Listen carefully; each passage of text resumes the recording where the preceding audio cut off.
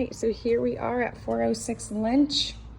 We are done staging for the day. So we put a big area rug in here. We were able to get the couch. It took some maneuvering. We had to take the legs off of the couch. We were halfway in and we had to take the legs off. So we've got that set up. We assembled 4 bar stools that we just picked up from Target, which were on sale, which worked out perfectly. We set the table for 3. We had 4 place settings, but this table, you can see it has a unique design with the legs, so we just went with 3. Thought that was ample amount with the 4 bar stools right here. In the kitchen, we just kept it pretty light. The only thing we did is we put some lemons on the counter for some color here, put a little greenery here, and then these cool wine glasses and a little accent items up top of there.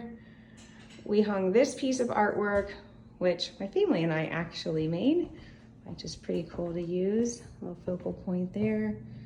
And then in the first bedroom, which is the smaller of all the bedrooms, we just put a desk in here. So if you wanted to use it as a home office, but there's plenty of space here to put a bed. So that's not a problem. And then this room, again, it's actually really big. You can fit a king size bed in here. I only had 1 bed.